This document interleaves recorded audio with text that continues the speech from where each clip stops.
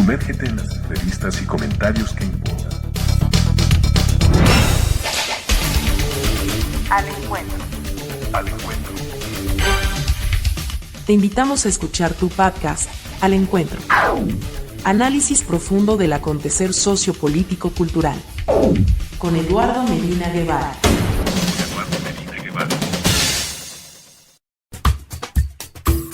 La Radio del Sur presenta el podcast Al Encuentro. Al Encuentro. Bajo la conducción y producción de Eduardo Medina Guevara.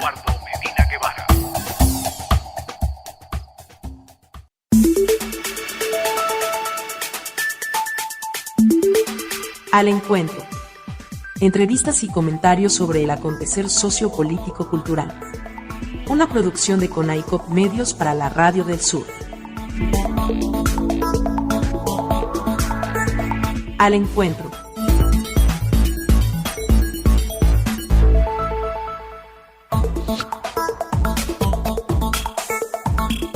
El latido de la patria grande resuena en las emisoras comunitarias de los 5 continentes. Únete a nosotros en este viaje de unidad comunicacional, donde las voces se encuentran y las historias se comparten. Sintoniza y siente la conexión global. No nos doblegaron los cierros ni las cruces, nuestra sangre, semilla de libertad, florece aún en cada amanecer. Pensamiento anónimo. Salud y bienestar, oyentes de su podcast Al Encuentro. Esperando que el programa de hoy sea de su completo agrado, transmitiendo por la Radio del Sur, llevando los latidos de la patria grande. Nuestro cordial saludo a su presidenta Nieves Valdés y a todo el equipo de producción.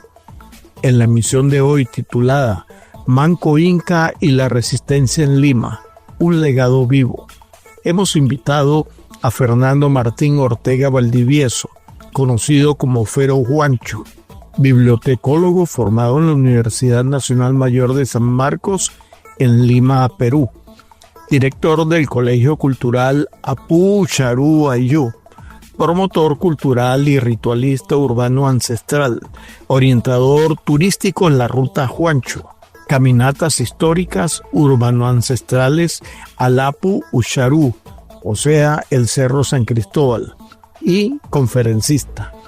Bienvenido, hermano Fero, a su podcast Al Encuentro.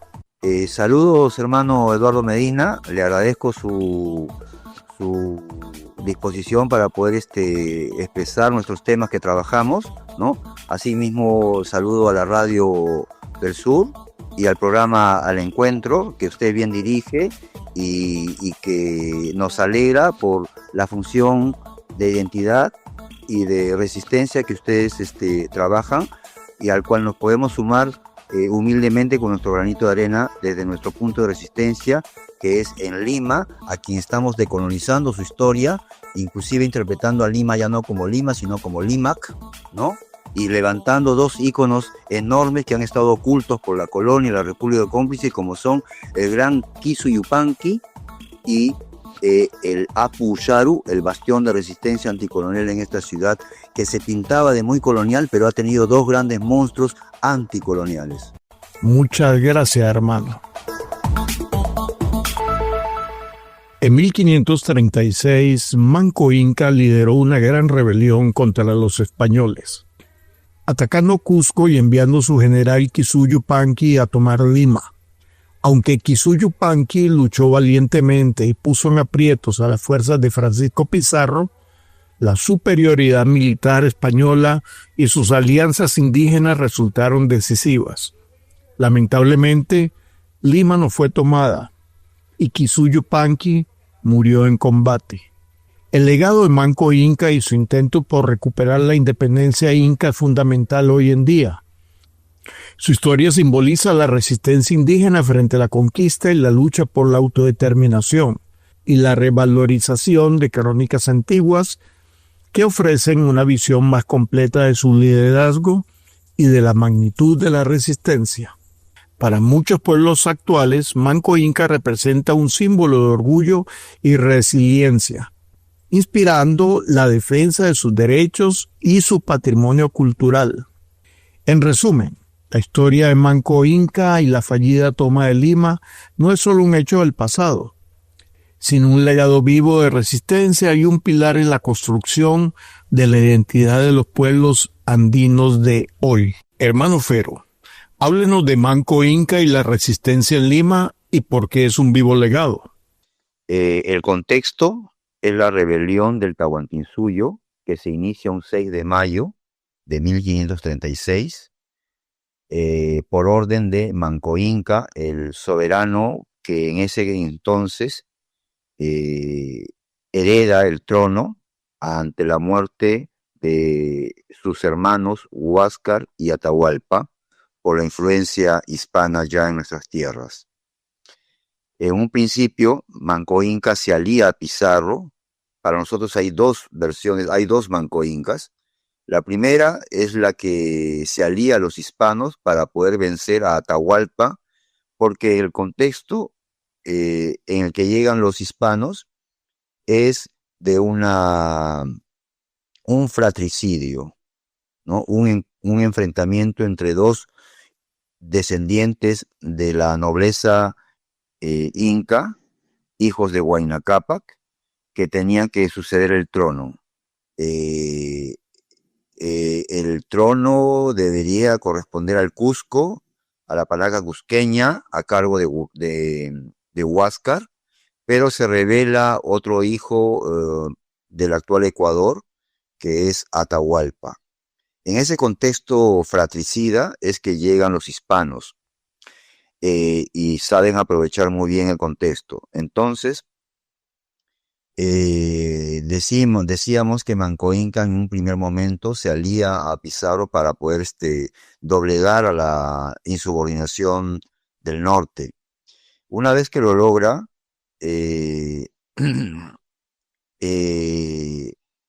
llegan a Cusco de alguna manera bajo el anfitrionaje del mismo Manco Inca, que les abre las posibilidades de poder llegar al mismo corazón del gran Tahuantinsuyo.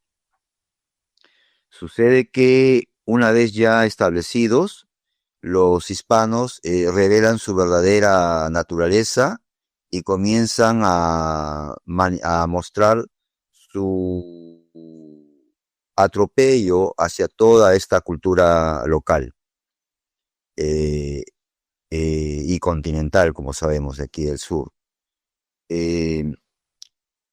Todos los consejos de los incas que no tenían simpatía por ellos al ver los excesos, hacían reflexionar a Manco Inca para que se rebelara. Él tarda un poco. Hay un capítulo muy difícil de aceptar, pero es la realidad, en donde se le dice que a él era el Inca títere. Los hispanos lo vejan, lo humillan, hasta lo encierran por unas temporadas por algunas acusaciones. Bueno, esto previo que les comento es para dar la imagen de este personaje Manco Inca, quien al llegar a un punto de reflexión y que definitivamente se da cuenta de que todos sus asesores tenían razón, pero que lamentablemente no podían insubordinarse porque la línea jerárquica en nuestros ancestros siempre respetaba la opinión del noble. Así que si él no indicaba la acción, no se podía realizar. Pero llegó el momento en que él sí reflexionó al respecto y decide, mediante una estrategia, porque él había sido puesto en prisión por segunda vez por algunos sucesos que se dan con Hernando Pizarro, quien estaba a cargo del control del Cusco, Francisco, el dirigente mayor, deja a su hermano y él va rumbo a Lima, a lo que será después la fundación de Lima, ¿no?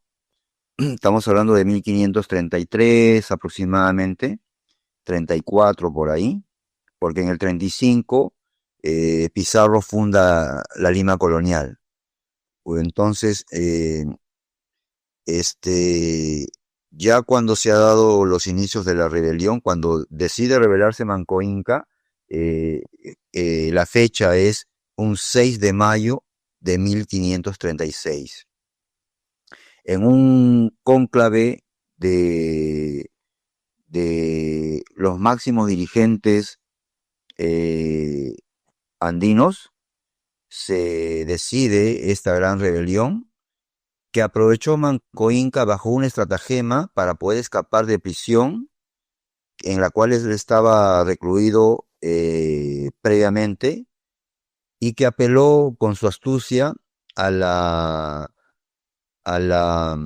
avaricia hispana, en este caso representada por Hernando Pizarro, a quien le promete, ya cuando estaba obviamente, ya cuando había reflexionado de que tenía que liberarse de ellos, y le promete traerle una estatua de su padre, Huayna Cápac, eh, que decía que era el tamaño natural de una persona y toda de oro, en un pueblito que solamente él conocía y que todos le debían sujeción y secreto a él, y que él decidía entonces, para congraciarse con Hernando Pizarro, regalárselo. Pero por el hermetismo del objeto, pues tenía que ir él personalmente. La verdad, pues que la avaricia de los hispanos es fácil de combatir si es que le hablas en esos términos, y curiosamente, pues Hernando Pizarro, o matemáticamente Hernando Pizarro, lo deja ir. Ese gran error de este personaje permite entonces que Manco Inca, en su salida, mandar emisarios para que en un punto de Cusco se reunieran y declararan la guerra. Es así que entonces un 6 de mayo se juntan los grandes personajes como el Huilac Humo, que es el sacerdote del Incario, que hace rato le decía a Manco Inca que se rebelara porque no confiaba al ver los excesos de los hispanos. Y el otro gran personaje, el general del Incario, Kisu Yupanqui, quien también ya había intentado hacer reflexionar a Manco Inca para que esto sucediera, y que inclusive había hecho un conato de rebelión en algún punto del Chinchaysuyo, y por lo cual fue perseguido y él se interna en la Amazonía. De ahí manda emisarios a Manco Inca instándolos a que se rebele. Pero entonces, cuando ya se dio el contexto, se juntan prácticamente la nata de la nobleza incaria. Como les repito, no solamente el soberano del Incario, sino también el sacerdote máximo del Incario y el general máximo del Incario.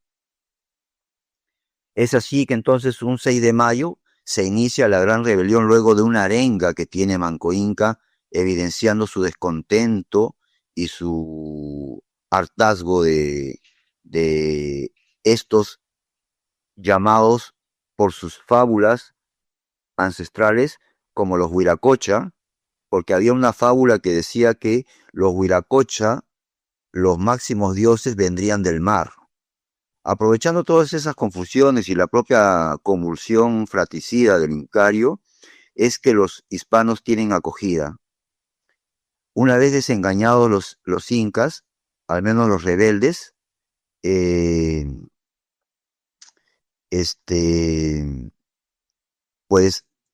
deciden sublevarse. La fecha que hay que poner atención, como le repito, es el 6 de mayo de 1536. Ya Pizarro el año anterior había fundado en Lima la Lima colonial, en enero 18 de 1535. Bueno, la rebelión empieza con un acto que se llama el Cerco del Cusco. Todas las tropas incas y sus etnias aliadas, que no fueron el total del Tahuantinsuyo, solo los que pudieron aglomerar en torno a ese objetivo de expulsar a los hispanos y a todos sus aliados. Entonces se da el proceso del Cerco del Cusco. En el fragor del Cerco del Cusco, los hispanos son cercados ahí en el centro mismo. Se habla de la plaza principal y algunos edificios que incluían el Sacsayhuamán, todo el centro del Cusco imperial. Las tropas incas rebeldes mantienen acorralados casi a extremos duros para los hispanos, en donde se habla y cuenta las crónicas de su gran resistencia.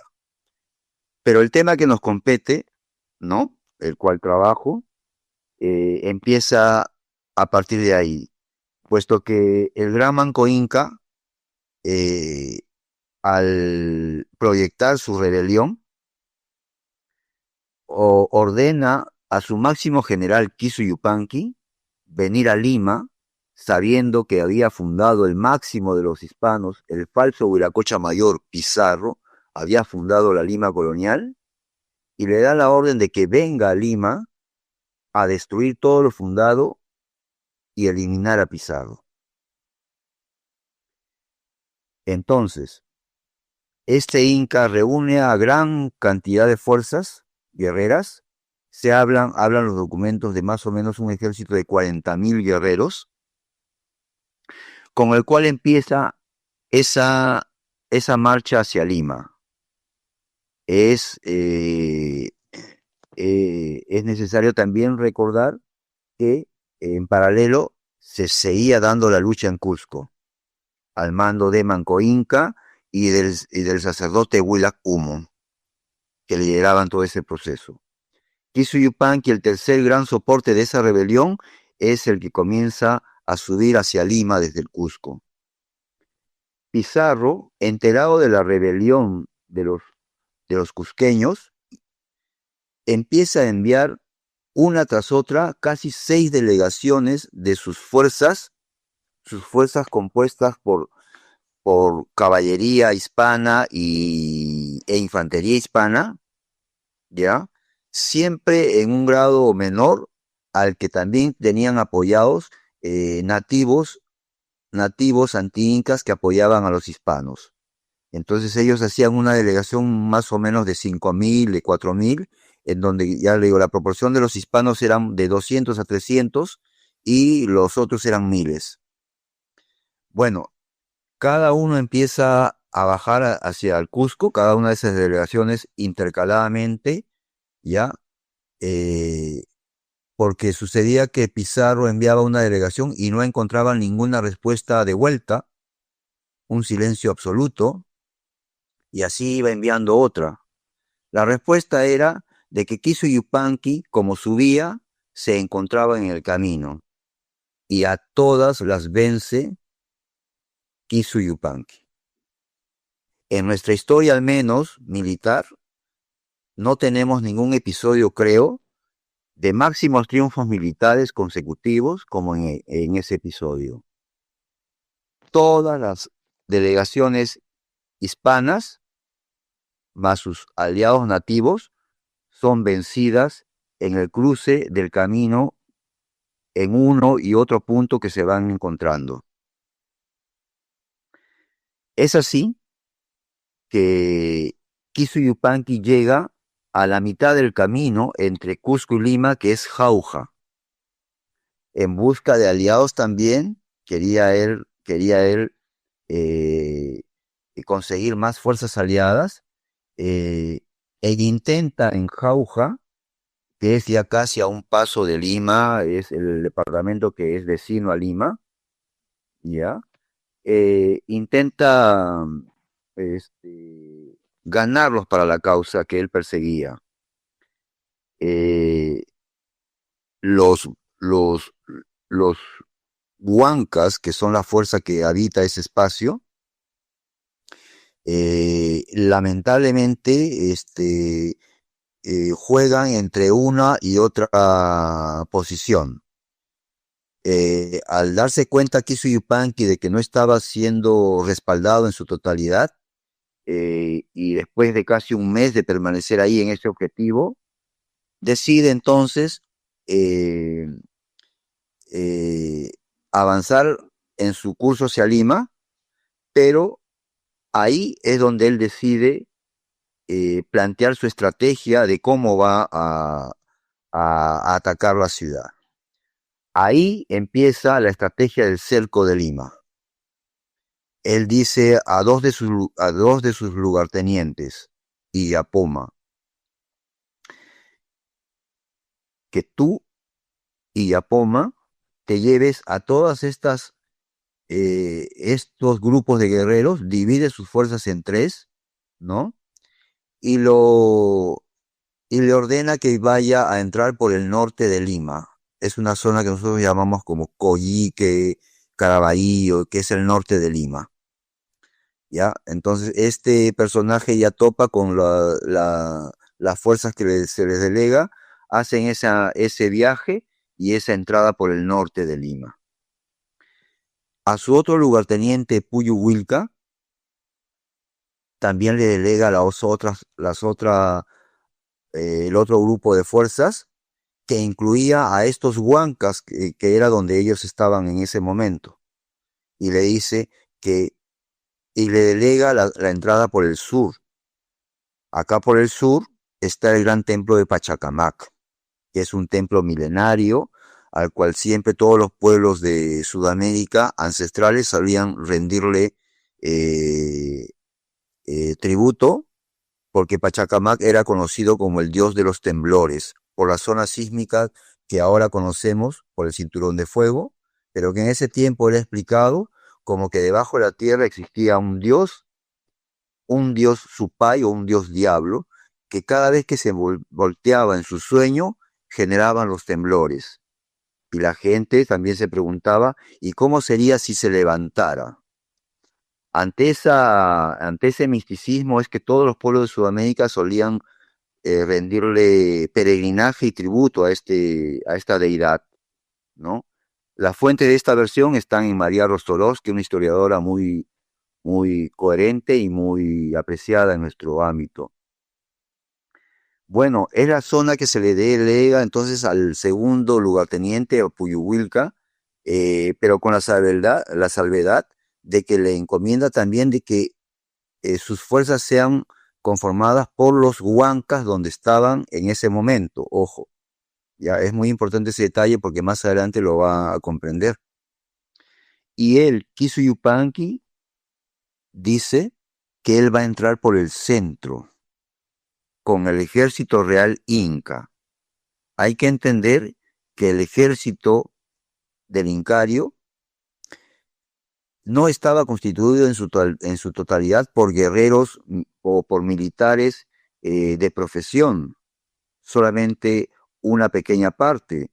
Los demás hombres eran todos agricultores de los ayllus correspondientes, pero ante una necesidad bélica se reclutaban a todos los hombres de los ayllus, ¿no? Para poder hacer una fuerza común. Esto quiere decir que no todos los participantes estaban totalmente adiestrados militarmente.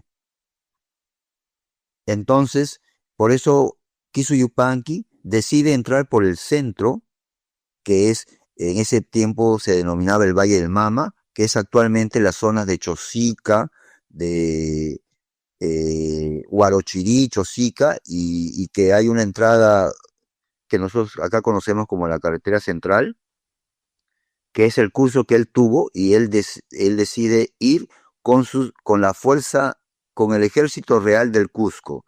Él sí va con los militares preparados para estas misiones. Fero y estimados oyentes, con su permiso vamos a identificar la estación y ya regresamos a su podcast Al Encuentro por la Radio del Sur. Ya regresamos con el podcast Al Encuentro. Estamos de vuelta con el podcast Al Encuentro.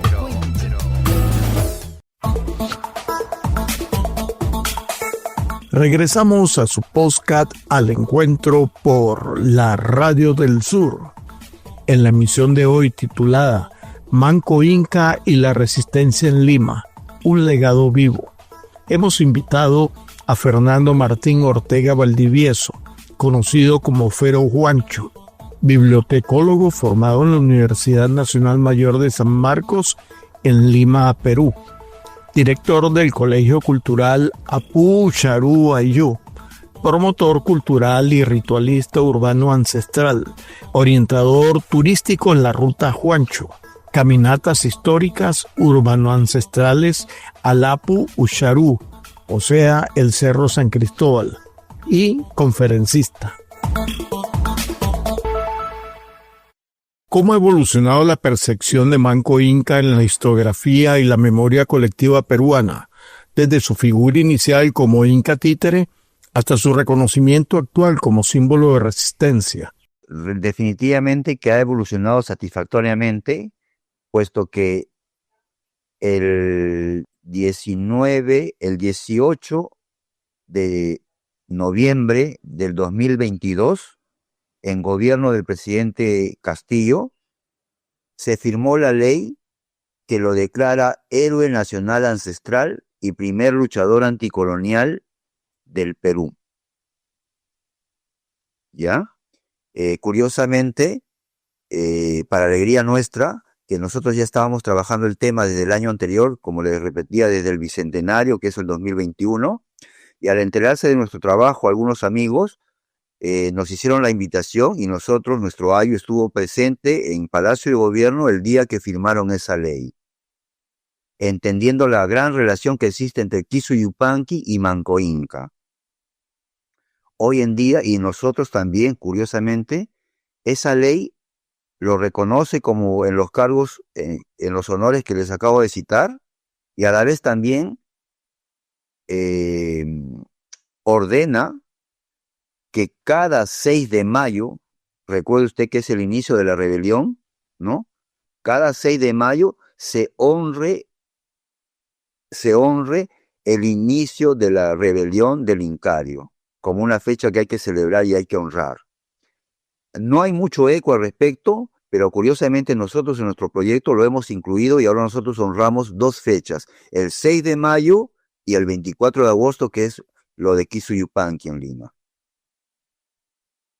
Puedo acotar que en el debate en el Congreso fue muy arduo entre las posiciones hispanistas, que ni siquiera lo consideraban a él como un factor de ser honrado como héroe, porque ni siquiera era peruano, según su lógica de ellos, ¿no?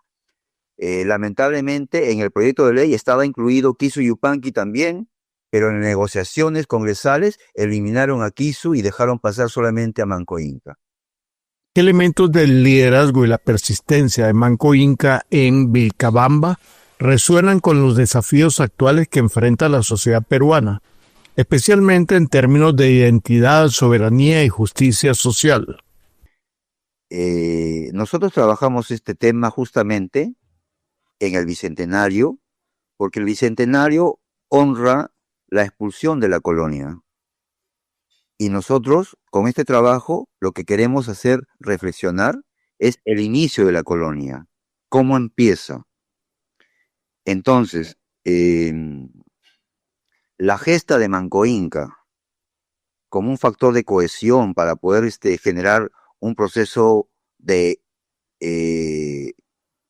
identitario, un proceso de cohesión social, lamentablemente tiene o tuvo su otra contraparte, como le decía, el Tahuantinsuyo dividido en 2. en donde inclusive las panacas cusqueñas, ¿ya? También fueron divididas. La gran decepción de Manco Inca es que su propio grupo, su propia panaca, también se divide y lo traicionan a él. Entonces, el asunto es que a nosotros la reflexión final de este proceso, tanto del todo de la rebelión del Incario, en sus ejemplos, en sus versiones del Cerco del Cusco y Cerco de Lima, nos hacen evidenciar el por qué actualmente nuestro país se mantiene dividido y es muy difícil de cohesionar. Eso es porque empezamos divididos, ¿no? Entonces, sí, sí es muy presente el tema porque son 200 años más los 300 coloniales, de que eso no se ha superado. Es más, hoy en día en nuestros propios barrios siempre existen esas dos formas de ver la vida. Los que se quieren blanquear, los que se quieren alienar a la versión del vencedor, que hasta se cambian el apellido para poder tener una mejor aceptación. Es algo monstruoso en la construcción de nuestra identidad, puesto que la otra parte más bien reconoce todas las raíces, reconoce todo lo heredado de lo ancestral como el mayor factor y la mayor herencia para una identidad correcta, ¿no? Lamentablemente, en todos estos siglos, sigue ese proceso todavía en el fogón que no podemos revertirlo. Nosotros pensamos de que con este tema que ha sido oculto por la colonia y la República cómplice, empezar un nuevo proceso que identifique los actores principales y que puedan llevar a una nueva cohesión social, al menos en las fuerzas que mantenemos lealtad a las raíces. Y de esa manera ahora puedan tener, al menos el pueblo pueda tener dos banderas más, que es uno, el gran Quisuyupanqui, mi Manco Inca, y este bastión del Apu de Lima, que es tan reconocido, tan icónico como un símbolo colonial, porque tiene una cruz cristiana en su cima, y casi siempre se presenta, cuando Lima se quiere presentar, hay una imagen del cerrito con su cruz cristiana.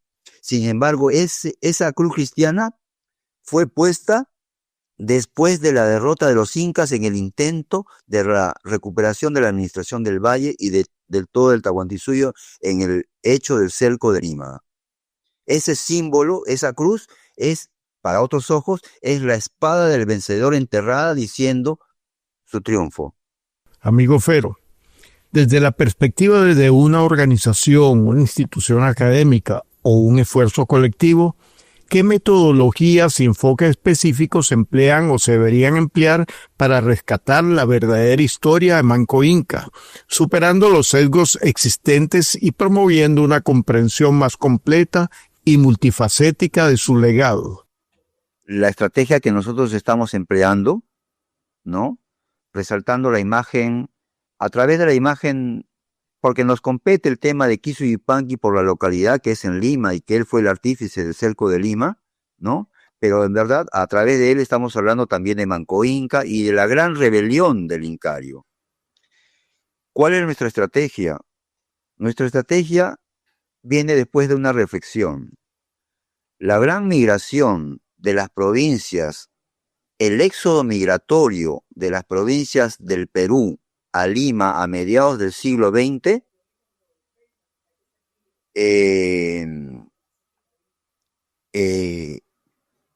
tuvo como contraparte la reacción hispanista de los localistas de esta ciudad, y que fue motivo de vejación y desdén hacia esta nueva ocupación.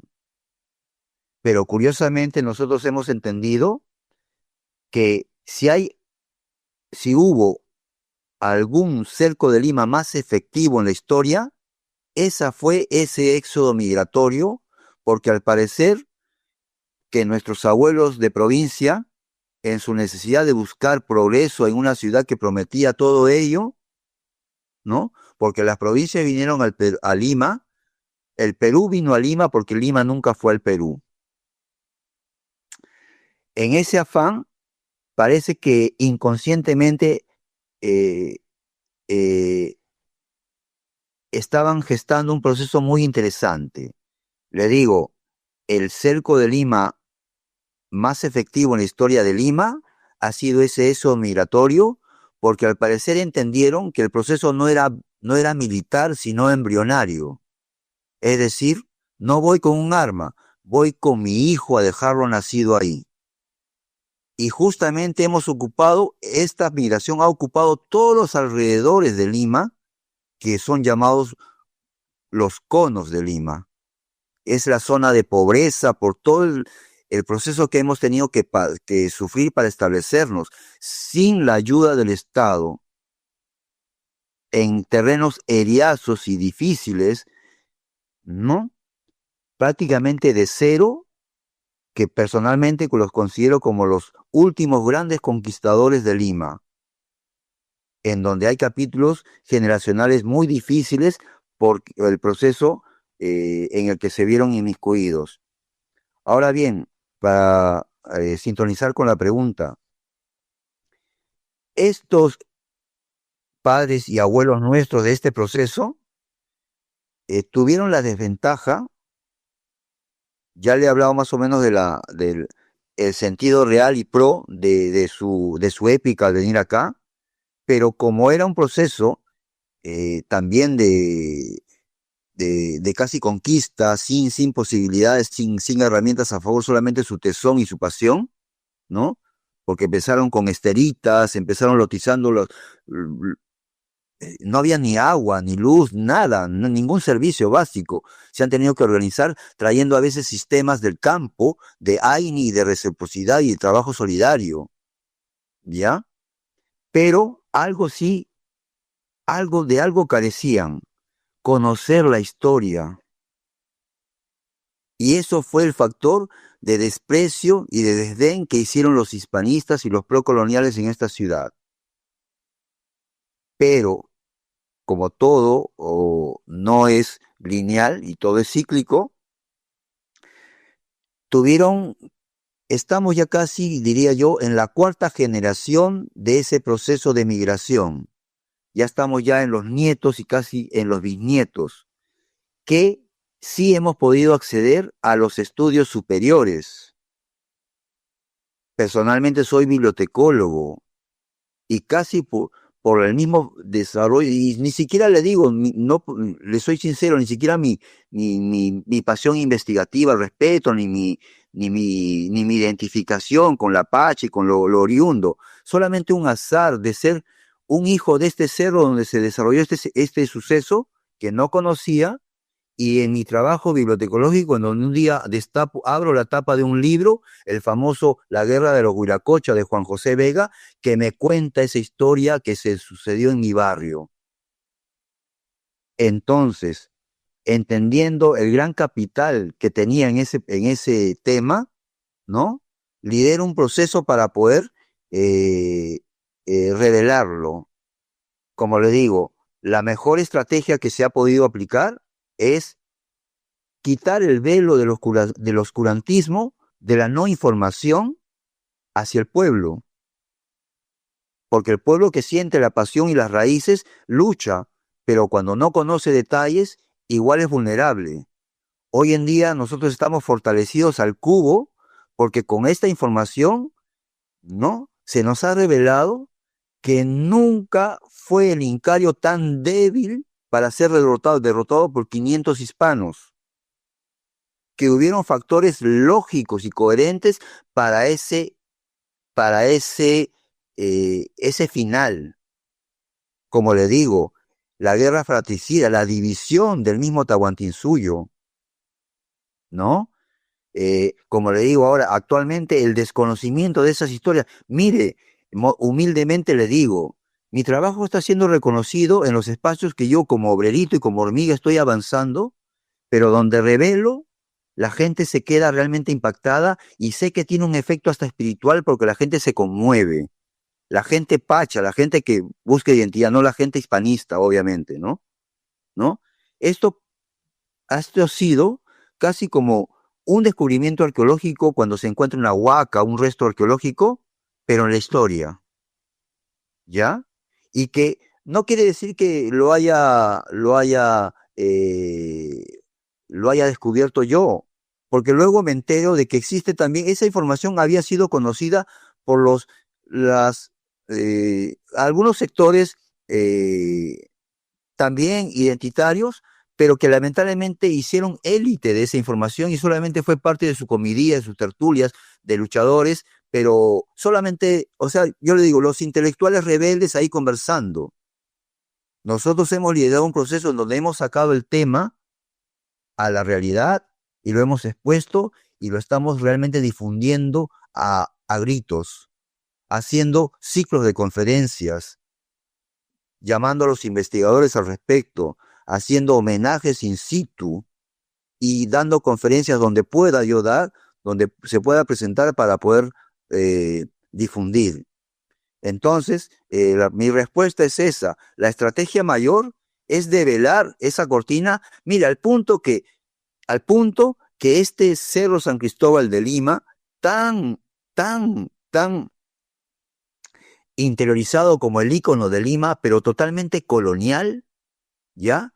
Cuando uno le ha revelado que ahí fue el escenario de la historia de la resistencia inca y por lo tanto que este Apu se convierte en un bastión de resistencia anticolonial en Lima, ¿no? La gente con identidad se identifica y nosotros hemos investigado para buscar, o sea, como nosotros encontramos que después de esa épica que duró del 19 al 28 de agosto, el cerco de Lima, al día siguiente en que son derrotados los incas y se retiran los incas, Pizarro sube raudo con sus huestes, recupera la cruz de madera que los incas habían tumbado, ¿no? Y lo bautiza como San Cristóbal. Si hemos tenido la fecha ya de cuándo lo bautiza con ese nombre, obviamente viene la reflexión de decir, ¿y cuál fue el nombre ancestral? ¿Verdad? Nosotros hemos estado investigando y no hemos llegado a una fuente real, porque todavía no hay una fuente que nos diga, pero sí hemos recogido de la comunidad neoancestral que está celebrando las festividades del calendario ancestral anual del Incario, que celebran los solsticios y los equinoccios y todas las fiestas de la vida anterior, ¿ya? Y nosotros lo hemos encontrado acá en la cima, en esas celebraciones, y de ellos hemos recogido un término que ellos en su buena intención le dan, y es el Apu Usharu. Nosotros, como académico, que tengo que tener rigor, soy consciente de que no tengo la evidencia fáctica de un documento que pueda atestiguarlo, pero mi necesidad de contar con un nombre ancestral para poder establecer ese diálogo y esa comunión con el Apu, nos ha hecho aceptar como nombre de uso este nombre y por eso que lo hemos agregado como identidad de nuestro nombre del colectivo. Somos el Apu Usharu Ayu. Ayu significa clan, familia. Quiere decir entonces la familia del Cerro San Cristóbal ¿no? O lo que equivale en sus términos ancestrales. Hemos recibido muchas críticas de los arqueólogos dogmáticos y actualmente demasiado cientificistas, de que me han dicho inclusive de que como no existe un documento, una fuente, no existe nombre. Para mí es absurdo, porque mejor dígame de que no sabes, pero no me digas que no existe, porque tuvo que existir. Así que los antropólogos sí nos han respaldado diciendo de que si una comunidad usa un término por más de 2 o 3 décadas, ya es válido. ¿Ya? Y nosotros siempre hacemos la salvedad de que usamos ese nombre como un nombre alternativo ancestral. Señor, le acotaba esto porque entonces cuando Pizarro lo bautiza como Cerro San Cristóbal, convierte del espíritu de un Apu ancestral que era honrado como un cerro tutelar, ¿ya? Y lo convierte en una roca tan simple que por eso sus ciudadanos pasan delante de él y ni siquiera lo reverencian. Cuando nosotros revelamos toda esta historia y llevamos a la gente a hacer rituales arriba, a hacer el ejercicio de unirnos a esa historia, ¿no? Ahí a medias, no somos expertos, pero logramos esa conexión espiritual con los limeños que buscan identidad, repito, ¿no? Y entonces hay una identificación y una conexión espiritual con el mismo Apu, y estamos gestando este proceso. Entonces, el tema para nosotros, la opción es revelar la historia. Particularmente a mi trabajo yo llamo que mi trabajo es predicar Kisu y predicar la realidad del Apu, ¿ya? Donde sea que vaya, estoy en esta misión y ahí va la cosecha de a pocos, pero con mucha felicidad. Esa para mí, o para nosotros, ha sido nuestra estrategia que nos está dando resultado. Simplemente informar. Como bibliotecario, mi deber es poner la información en la mesa para que, no decirle a quién qué es lo malo y correcto, simplemente que cada uno con la información correcta procese en su interior y genere su propia identidad y a ver hacia dónde apunta, porque no vamos a esperar tampoco que todos piensen como nosotros, ¿no? Hay absurdos monstruosos de gente que tiene el rostro indígena y reniega del Incario y esa realidad pues nos tiene ahora al frente a nosotros como un nuevo frente que intenta dar su granito de arena para poder, como decimos, democratizar nuestro mestizaje, porque no lo podemos evitar. Ya son 500 años, pero sí podemos trabajar para democratizarlo porque sus ingredientes culturales occidentales son los que priman en un 80, 90 o 95%. La educación, la escuela, que es el laboratorio del ciudadano que tú quieres gestar, es totalmente prohispana. Nunca nos enseñan la lengua ancestral ni la espiritualidad ancestral que nosotros ahora estamos recuperando por otros medios. Entonces, nuestra intención es introducir toda la cultura pacha y por eso que reclamamos mucho y enfatizamos mucho en ello, para que pueda generarse un proceso de reconversión del ciudadano limeño en el sentido de que pueda estar claro en su información para que él procese y determine su dirección. Esa es nuestra contribución, hermano. Gracias, apreciado amigo, por tu importante participación y ten en cuenta que en esta producción siempre estaremos, por supuesto, a tus órdenes. Reitero nuestro agradecimiento por tan importante aporte sobre este tema, esperando que esta entrevista haya sido de sumo interés para nuestros apreciados oyentes. Hermano Fero, para el encuentro, ha sido un honor tenerte en el programa. Le agradezco, estimado Eduardo Medina, por toda la atención que nos ha prestado. Sinceramente estamos felices por haber tenido un poquito de tribuna para poder desarrollar nuestros temas. Muy contentos con usted y muy agradecidos al respecto, porque lo que más nos hace falta son canales de difusión de estos grandes temas que, como usted ya se habrá dado cuenta, tiene connotación continental. No es solamente un tema de Perú ni esto, es una influencia hacia toda nuestra historia ancestral, continental, y hacia nuestro presente también continental. Quiero agradecer entonces a su persona, Eduardo Medina, por el espacio ofrecido, a la Radio del Sur, ¿no? Y al programa Al Encuentro, y mandarles un fuerte abrazo desde acá de Lima, y con un grito de batalla como suelen haberlo hecho nuestros ancestros y a nuestras actuales resistencias. Hayaya Kisu Yupanqui, Hayaya Radio del Sur, Hayaya Programa Al Encuentro. Hayaya significa viva en Aymara. Muchísimas gracias.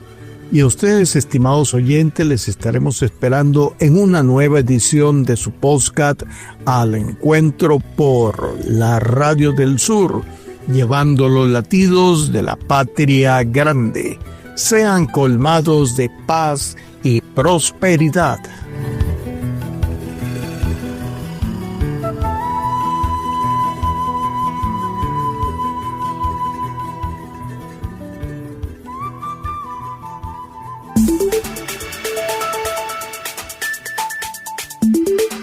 Al Encuentro.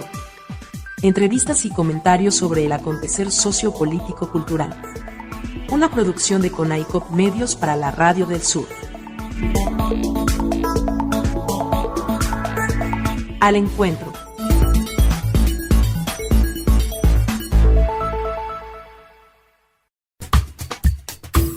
La Radio del Sur presentó el podcast Al Encuentro. Al Encuentro. Bajo la conducción y producción de Eduardo Medina Guevara.